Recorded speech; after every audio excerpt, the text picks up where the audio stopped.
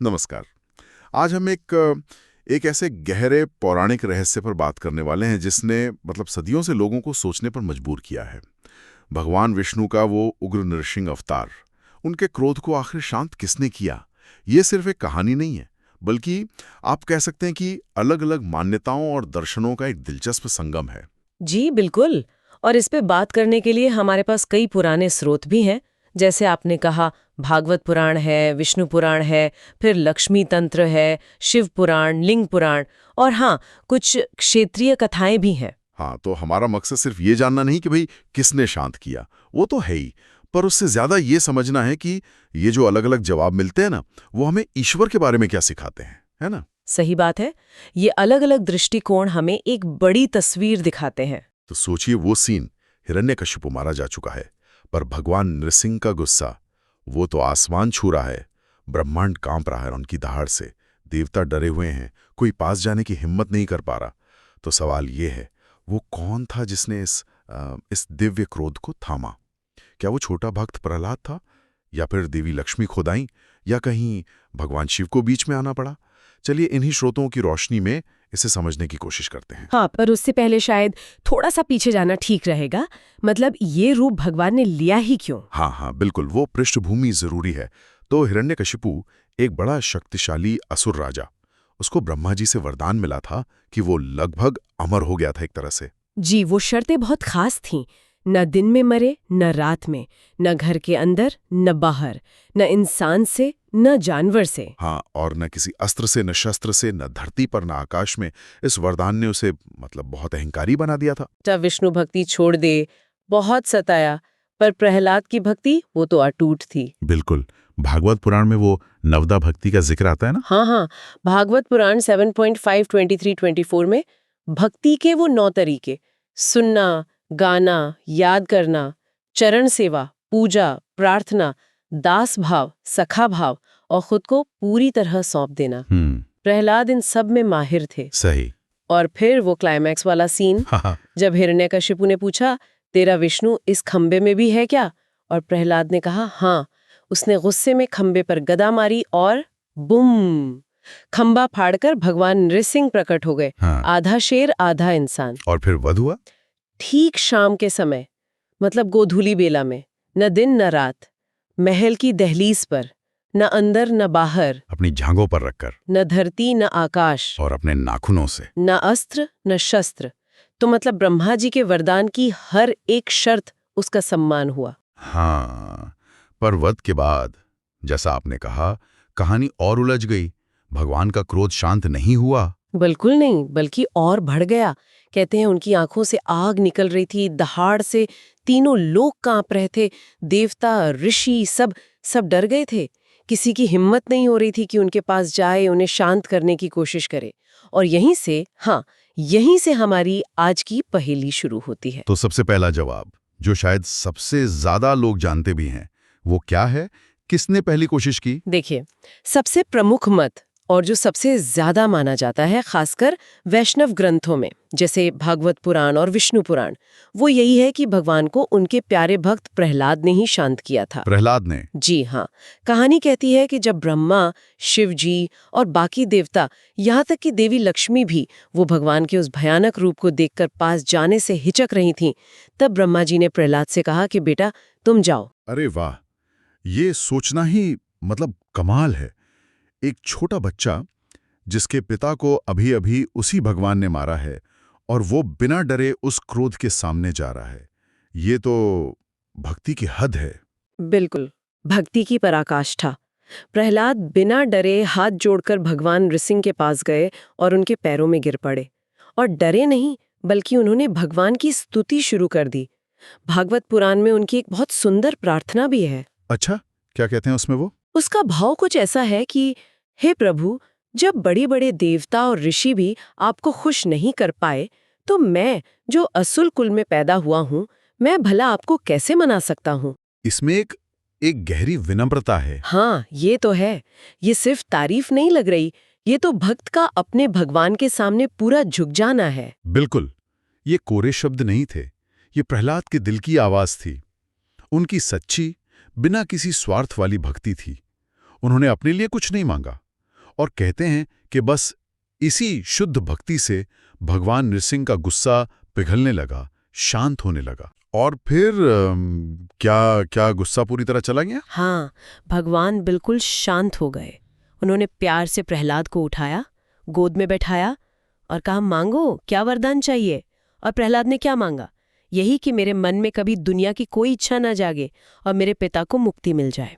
वाह, ये कहानी तो साफ दिखाती है कि सच्ची भक्ति में कितनी ताकत होती है कि वो भगवान के इतने प्रचंड गुस्से को भी शांत कर दे।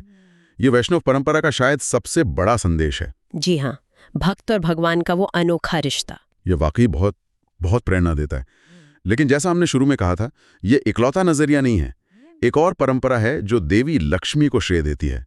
ये कहानी कहाँ से आती है और इसमें क्या खास बात है? जी, ये जो दूसरा वाला दृष्टिकोण है, ये हमें खास तौर पर लक्ष्मी तंत्र जैसे ग्रंथों में मिलता है। ये पांचरात्र आगम परंपरा के ग्रंथ हैं जो वैष्णव पूजा पद्धति से जुड़े हैं। और इसके अलावा दक्षिण भारत में कई लोक कथाओं में और मंदिरों की परंपरा में भी यही माना जाता है।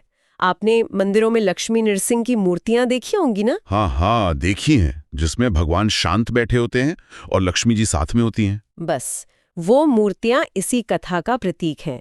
तो इस कहानी के हिसाब से जब बाकी सबके प्रयास कह सकते हैं कि पूरे नहीं हुए, या शायद प्रहलाद भी हिचक रहे थे या पूरी तरह सफल नहीं हुए थे, तब देवी लक्ष्मी आगे आईं। अच्छा, तो लक्ष्मी जी ने क्या किया? इस वर्जन के अनुसार जब कोई और रास्ता नहीं दिखा, तब भगवान की अपनी शक्ति, आदि शक्ति महालक्ष्मी खुद आगे आईं। वो बड़े प्यार और हिम्मत से भगवान नृसिंह के पास गईं और अपने कोमल हाथों से उनके सीने को, उनके हृदय को छुआ। गुस्से के सामने करुणा का स्पर्श। वाह, ये कल्पना ही कितनी शांत करने वाली है। बिल्कुल। और कहते हैं कि बस उनके उस ठंडे प्यार भरे स्पर्श से ही भगवान का सारा उग्र वेग शांत हो गया। उनका भयानक गुस्सा वो प्यार और शांति में बदल गया। तो इस तरह वो उग्र नृसिंह से लक्ष्मी नृसिंह या प्रसन्न नृसिंह बन गए। तो ये कथा क्या दिखाती है? कि सिर्फ भक्ति प्रहलाद ही नहीं, बल्कि देवी कृपा, शक्ति और करुणा, लक्ष्मी का भी रोल था भगवान को शांत करने में। ये शक्ति तत्व को भी महत्व देती है। तो हमारे पास अब दो पहलू हो गए, भक्त का समर्पण और देवी की करुणा। लेकिन एक तीसरा नजरिया भी है जो शायद कुछ लोगों को चौंका दे। इसमें भगवान शिव का नाम आता है। ये कैसे हो सकता है? बात तो भगवान विष्णु के अवतार की हो रही है। हाँ, ये तीसरा मत शैव परंपरा में ज्यादा देखने को मिलता है। शिव पुराण, लिंग पुराण और दक्षिण भारत की कुछ शैव कथाओं में इसका जिक्र है।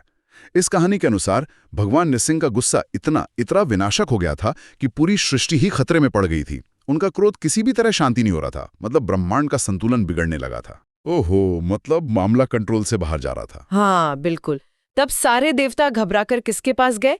सृष्टि के संहारक और संतुलन बनाने वाले भगवान शिव के पास। उन्होंने महादेव से प्रार्थना की कि आप ही कुछ कीजिए, ब्रह्मांड को बचाइए।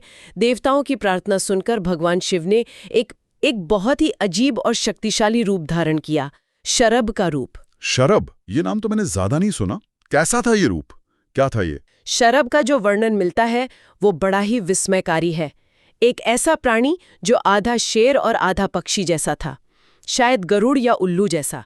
8 पैर थे उसके, नुकीले नाखून, दांत और बड़े बड़े पंख। मतलब बहुत ही शक्तिशाली और तेज रफ्तार वाला। ये रूप लेकर भगवान शिव वहां पहुंचे जहां भगवान नृसिंह गुस्से में दहाड़ रहे थे। और फिर क्या हुआ? क्या शरभ और नृसिंह लड़े? देखिए, कुछ कहानियों में तो उनके बीच लड़ाई का भी जिक्र है, जबकि कुछ दूसरी कहानियों में ऐसा कहा गया है कि शरभ रूपी शिव ने अपनी ताकतवर भुजाओं या पंखों से नृसिंह को पकड़ लिया या जैसे गले लगा लिया हो उन्हें शांत करने के लिए। मूल बात यह है कि शरभ के आने से, उनके हस्तक्षेप से आखिरकार भगवान नृसिंह का वो भयंकर क्रोध शांत हुआ। ये शैव दृष्टिकोण है जो भगवान शिव की सर्वोच्चता और सृष्टि का संतुलन बनाए रखने में उनकी भूमिका पर जोर देता है। तो अब हमारे सामने 3 अलग-अलग दावेदार हो गए, प्रहलाद, लक्ष्मी जी और शिव जी शरभ रूप में। ये तो पहेली जैसी लग रही है। क्या ये तीनों कहानियां एक दूसरे को काटती हैं या इनमें कोई गहरा रिश्ता भी हो सकता है? हाँ, पहली नजर में तो ये विरोधी लग सकती हैं। जाहिर है वैष्णव परंपरा प्रहलाद और लक्ष्मी जी पर फोकस करेगी और शैव परंपरा शिव जी के हस्तक्षेप को महत्व देगी। लेकिन अगर हम इन्हें सिर्फ अलग-अलग पंथों की कहानियों की तरह ना देखें, बल्कि एक दार्शनिक नजरिए से देखें, तो शायद एक गहरी तस्वीर उभरती है। क्या ऐसा हो सकता है कि ये तीनों ही जरूरी थे उस परम शांति के लिए? ये दिलचस्प बात है। मतलब एक ही सच के अलग-अलग पहलू। कैसे? हाँ, इसे ऐसे देख सकते हैं शायद। प्रहलाद किसके प्रतीक हैं? शुद्ध निस्वार्थ भक्ति के, समर्पण के। देवी लक्ष्मी वो दैवीय कृपा, करुणा, सौभाग्य और हाँ, शक्ति के प्रतीक हैं। और भगवान शिव शरब के रूप में वो परम चेतना, वैराग्य और उस संतुलन बनाने वाली शक्ति के प्रतीक हैं, जो तब सामने आती है जब पूरी व्यवस्था ही खतरे में हो। तो क्या ये मुमकिन है कि भगवान के उस दिव्य क्रोध को शांत करने के लिए भक्त के प्रेम की पुकार यानी प्रहलाद, माँ की करुणा और शक्ति का स्पर्श यानी लक्ष्मी जी, और ब्रह्मांडीय संतुलन का हस्तक्षेप यानी शिव जी, इन तीनों की ही जरूरत पड़ी हो? शायद एक के बाद एक, या शायद सब एक साथ। ये एक सुंदर दार्शनिक मेलजोल है। हो सकता है कि ये कथाएं घटना के अलग-अलग लेवल बता रही हों। प्रहलाद की भक्ति ने भगवान के दिल को छुआ, लक्ष्मी जी की करुणा ने उनके बाहरी गुस्से को ठंडा किया, और शरब रूपी शिव ने ये पक्का किया कि वो ऊर्जा पूरी सृष्टि के निजाम में वापस समा जाए। ये बस एक व्याख्या है, पर ये अलग-अलग परंपराओं के बीच एक पुल बनाने की कोशिश करती है। ये दिखाती है कि शायद सच्चाई को समझने के कई रास्ते होते हैं। ये वाकई सोचने वाली बात है। मतलब ये कथाएं सिर्फ पुरानी कहानियां नहीं है। इनमें भक्ति, कृपा, शक्ति, संतुलन, इन सब के गहरे सिद्धांत छुपे हुए हैं। बिल्कुल, और इनकी प्रासंगिकता आज भी है। हम आज भी मंदिरों में वो शांत, सुंदर लक्ष्मी नृसिंह की मूर्तियां देखते हैं। कई मंदिरों में प्रहलाद भगवान की सेवा करते हुए दिखाए जाते हैं। और हाँ, कुछ शैव मंदिरों में शरभेश्वर यानी शरब रूपी शिव की मूर्तियां या चित्र भी मिलते हैं, हालांकि वो कम हैं। ये सब दिखाता है कि ये परंपराएं आज भी जिंदा हैं। तो अगर हम आज की बात को समेटें, भगवान नरसिंह के उग्र रूप को शांत करने के रहस्य पर हमें 3 मुख्य नजरिए मिले।